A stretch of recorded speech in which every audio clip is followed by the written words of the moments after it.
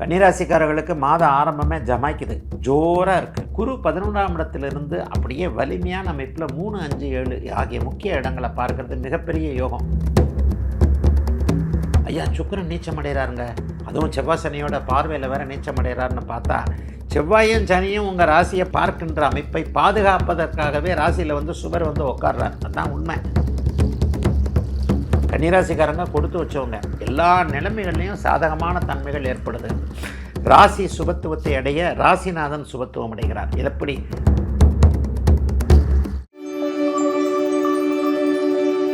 கன்னிராசிக்காரர்களுக்கு மாத ஆரம்பமே ஜமாய்க்குது, ஜோராக இருக்குது. அதுதான் உண்மை. என்ன அப்படின்னு பார்த்தீங்கன்னா, ஆரம்பத்தில் 10ஆம் இடத்துல புதன் இருக்கிறாரு. அதுக்கப்புறம் லாபஸ்தானத்தில் 5ஆம் தேதிக்கு பிறகு சூரியன் புதன் குரு சேர்க்கை ஏற்படுகிறது. குரு 11ஆம் இடத்திலிருந்து அப்படியே வலிமையான அமைப்பில் 3, 5, 7 ஆகிய முக்கிய இடங்களை பார்க்கறது மிகப்பெரிய யோகம். கன்னிராசிக்காரங்களை அசைச்சிக்கிறதுக்கு இப்போதைக்கு யாரும் இல்லை. ஐயா, சுக்கிரன் நீச்சம் அடைகிறாருங்க, அதுவும் செவ்வாய் சனியோட பார்வையில் வேறு நீச்சம் அடைகிறாருன்னு பார்த்தா, செவ்வாயும் சனியும் உங்கள் ராசியை பார்க்கின்ற அமைப்பை பாதுகாப்பதற்காகவே ராசியில் வந்து சுவர் வந்து உட்கார்றார். அதுதான் உண்மை. கன்னிராசிக்காரங்க கொடுத்து வச்சவங்க. எல்லா நிலைமைகள்லையும் சாதகமான தன்மைகள் ஏற்படுகிறது. ராசி சுபத்துவத்தை அடைய ராசிநாதன் சுபத்துவம் அடைகிறார். இது எப்படி? ராசியில் நீச்ச சுக்கிரன் உட்கார்றார், ராசிநாதன் போய் குரு கூட சேர்றார். இதெல்லாம் பெரிய கொடுப்பினை. என்ன, நீங்கள் முயற்சியை பண்ணணும். நான் அடிக்கடி சொல்லுவேன், நல்ல காலம் பிறந்துருச்சுன்றதுக்காக காலிலேருந்து தலை வரைக்கும் போர்வையை தூக்கி அப்படியே போத்திக்கிட்டு தங்க கட்டியை கொட்ட போகிறாங்க, 100 கட்டை 500 கட்டை வந்து கொட்ட போகிறாங்கன்னு நினச்சிக்கிட்டு இருந்தால் யாரும் கொட்ட மாட்டாங்க.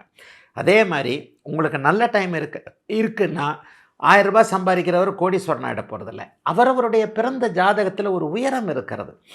நம்ம எதை சாதிப்பதற்காக பிறந்திருக்கிறோமோ, இந்த வயசில், உங்கள் வயசு 20, 40, 60, இந்த வயசில் எந்த அளவிற்கு இருக்க வேண்டும் என்பதை பரம்பொருளால் விதிக்கப்பட்டிருக்கிறதோ அந்த அளவிற்கு அந்த உயரத்தை அடையக்கூடிய தன்மைகள் இந்த மாதம் கண்டிப்பாக இருக்கும். 100 ரூபாய் வாங்குறவருக்கு 500 ரூபாய் இருக்கும், 500 ரூபாய் சம்பாதிக்கிறவருக்கு 5000 ரூபாய் இருக்கும், 10,000 ரூபாய் சம்பாதிக்கிறவருக்கு 50,000 லட்சம்னு அவரவருடைய வருமானத்திற்கு ஏற்றாற்போல் 2 மடங்கு 4 மடங்கு வருமானங்கள் இருக்கக்கூடிய தன்மைகள் கண்டிப்பாக கன்னிராசிக்காரர்களுக்கு உண்டு. வெற்றிகள் கிடைக்கும். எல்லா விதத்தில் யாரை சக்ஸஸ் பண்ணணும்னு நினச்சிட்டு இருந்தீங்களோ, இன்டர்வியூக்கு போகிற தம்பிகளுக்கு இன்டர்வியூ வெற்றி கிடைக்கும். கல்லூரியில் எந்த கல்லூரி சேர்றது, எந்த காலேஜு, எந்த யூனிவர்சிட்டி, எந்த ஸ்கூலில் சேர்றது, அவரவருடைய வயதிற்கேற்றாற் போல் ஆசைப்பட்ட கல்வி கிடைக்கும். வெளிநாடு வெளிமாநில பயணங்கள் சித்திக்கக்கூடிய தன்மைகள் கண்டிப்பாக உண்டு.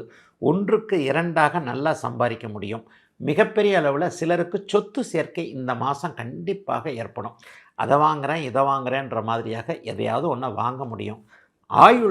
ஆரோக்கியம் நல்லாயிருக்கும். கடன் தொல்லைகள் விலகும். 6ஆம் இடத்துல போயிட்டு கரெக்டாக ராகு வந்து உட்காந்துக்கிட்டு பெரிய அளவில் நன்மைகளை செய்யக்கூடிய அமைப்பில் இருக்கிறார். ஆக எதையும் சமாளிக்கக்கூடிய திறமை, நல்ல வருமானம், அவரவருடைய தகுதிக்கேற்றாற் போல் எதையும் நல்ல விதமாக அணுகக்கூடிய சில சூழ்நிலைகள்லாம் வரக்கூடிய நல்ல மாதமாக இந்த மாதம் கண்டிப்பாக இருக்குதுங்க.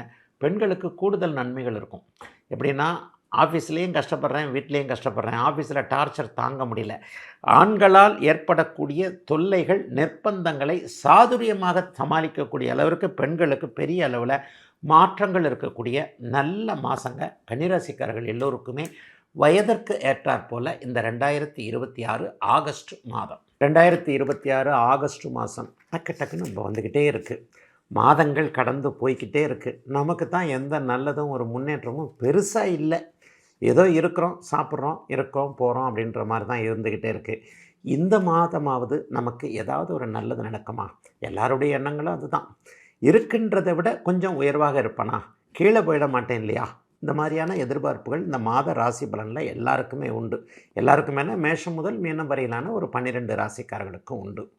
இந்த மாதத்தில் கிரகப்பயிற்சிகள், மாதாந்திர கிரகப்பயிற்சிகள்ன்றதை போன மாதமே நம்ம ஃபுல்லான் பக்தியில் கூட எப்படி இந்த மாதாந்திர பலன்கள் சொல்லப்படுகிறது அப்படிங்கிறத கொஞ்சம் லைட்டாக சுருக்கமாக சொன்னேன்.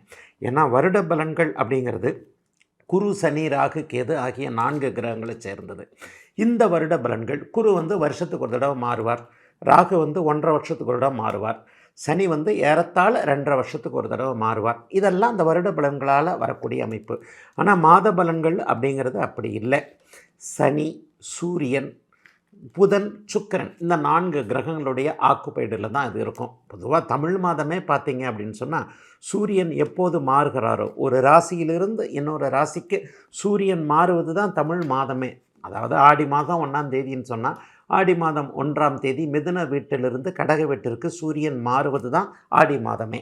ஆடி மாதம் முழுக்க அவர் கடக வீட்டில் இருப்பார். ஆக இந்த மாதிரியாக இந்த மாதத்தில் ஏதாவது முக்கிய பெயர்ச்சிகள் இருக்கா ஆகஸ்ட் மாதத்தில் அப்படின்னு பார்த்தீங்கன்னா, நிச்சயமாக முக்கியமான பெயர்ச்சிகள் ஆகஸ்ட் மாதத்தில் நல்லாவே இருக்குது. ஆகஸ்ட் மாதம் 1ஆம் தேதியே சுக்கிரன் கன்னி வீட்டிற்கு பெயர்ச்சி ஆகிறார், நீச்சமடைகிறார். சுக்கிரன் மாதம் முழுவதும் நீச்சம் என்கின்ற பலவீனமான நிலையில் இருக்கிறார். பொதுவாக சுக்கிரன் நீச்சம் அடைஞ்சாலே அந்த சுக்கிரனுடைய ராசிகள் என்று சொல்லப்படக்கூடிய ரிஷபம் துலாம் ராசிக்காரர்களுக்கு கொஞ்சம் டல் அடிக்கும். அல்லது சுக்கிரனுடைய யோகர்கள்னு சொல்லப்படக்கூடிய இன்னும் 4 ராசிகளை கூட சேர்த்தரலாம். மிதுனம் கன்னி கும்பம் மகரம் ஆகிய மொத்தம் 6 ராசிகள். ரிஷப துலாம் மிதுனம் கன்னி கும்பம் மகரம் ஆகிய 6 ராசிக்காரர்களுக்கு சுக்கிரன் யோகாதிபதி என்பதால் இந்த மாதம் 1ஆம் தேதி ஆகஸ்ட் மாதம் 1ஆம் தேதி சுக்கிரன் நீச்சம் என்கின்ற பலவீன நிலையோடு சனியின் பார்வை என்கின்ற பாபத்துவ அமைப்பை அடைகிறாரு. அதனால் இந்த 6 ராசிக்காரர்களுக்கு சுக்கிரன் சம்பந்தப்பட்ட விஷயங்களில் சற்று ஒரு மாதிரி டல் அடிக்கும் அப்படின்னு வச்சுக்கலாமே. பெரிய கெடுதல்கள்லாம் அப்படிலாம் ஒன்றும் இருக்காதுங்க. இன்னொரு சிறப்பு என்னங்க, 2ஆம் தேதியே பார்த்தீங்கன்னா செவ்வாய் பயிற்சி ஆகிறார். செவ்வாய் மாற்றம், செவ்வாய் பயிற்சின்னு சொல்லுவோம். 1.5 மாதம் இப்போ இருக்கின்ற ரிஷப வீட்டை விட்டு மிதுன வீட்டிற்கு அவர் மாறுகிறார். ஆக ஆகஸ்ட் மாதம் 1ஆம் தேதி சுக்கிர பயிற்சி, ஆகஸ்ட் மாதம் 2ஆம் தேதி செவ்வாய் பயிற்சி, மாதம் முழுவதும் சுக்கிரன் ஒரே இடத்தில் நீச்சமாக இருக்க 1.5 மாதங்களுக்கு மிதுன வீட்டில் செவ்வாய் பயிற்சி ஆகிறார். 5ஆம் தேதி 6ஆம் தேதி பார்த்தீங்க அப்படின்னு சொன்னால் புதன் அப்படியே இப்போ இருக்கிற ஆட்சி பெற்ற நிலையிலிருந்து அப்படியே அடுத்த வீட்டிற்கு மாறுகிறார். ஆக இந்த 3 முக்கியமான பெயர்ச்சிகள் இப்பொழுது செவ்வாய், சுக்கிரன், புதன் ஆகிய 3 முக்கியமான பெயர்ச்சிகள் இந்த ஆகஸ்ட் மாதத்தில் இருக்கும். இந்த பெயர்ச்சிகளை வச்சு இவர்கள் யாருக்கெல்லாம் ராசிநாதனாக வருகிறார்கள், மேஷத்திற்கும் விருச்சிகத்திற்கும் செவ்வாய் ராசிநாதன், ரிஷபத்திற்கும் துலாத்திற்கும் சுக்கிரன் ராசிநாதன். ஆக இவர்களுடைய 4 அமைப்புகளை தீர்மானிப்பது சுக்கிரனுடைய நீச்சமும் பெயர்ச்சியும், செவ்வாயுடைய பெயர்ச்சியும், அந்த ஒரே இடத்துல இருக்கக்கூடிய தன்மைகள். இதை தாண்டி புதன் ஆட்சியிலிருந்து அப்படியே கீழிறங்கி அடுத்த நிலைமையான பகை வீட்டிற்கு வருவது ஒரு நிலையில் மிதுன கன்னி ராசிக்காரர்களுக்கு எத்தகைய தாக்கத்தை ஏற்படுத்தும் அப்படிங்கிறத வச்சு சொல்கிறதாங்க இப்போதைய இந்த மாத பெயர்ச்சி. உண்மையிலேயே அப்படி ஒன்றும் பெரிய கெடுதல்கள் நடந்துருமா அப்படின்னு சொன்னால் கண்டிப்பாக கிடையாதுங்க.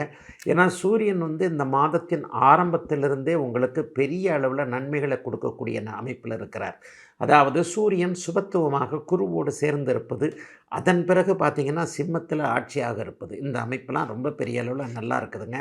ஆக வருடாந்திர கிரகங்களுடைய பெயர்ச்சிகள் எதுவும் இல்லாமல் மாத கிரகங்கள் மாத ஆரம்பத்திலேயே பயிற்சியாகி ஒரே இடத்தில் நிலையாக இருப்பது என்பது நல்லதோ கெட்டதோ நிரந்தரமான அதாக இருக்குது இப்படி இருக்குது அப்படி இருக்குன்னு இல்லாமல் ஒரு நிரந்தரமான நல்ல பலன்களை கொடுக்கக்கூடிய ஒரு அமைப்பு தான். ஆகவே 12 ராசிக்காரர்களுக்கும் பெரியதொரு அப்படி ஒன்று பெரிய தீமைகளை கொடுக்காமல் முயற்சிகளுக்கு ஏற்றாற்போல் நல்ல பலன்களை அதிகம் கொடுக்கக்கூடிய ஒரு அருமையான பயிற்சியாக தாங்க இந்த பயிற்சிக்கண் இந்த அமைப்பு இந்த மாதம், அதாவது 2026 ஆகஸ்ட் மாதம் இருக்கும்.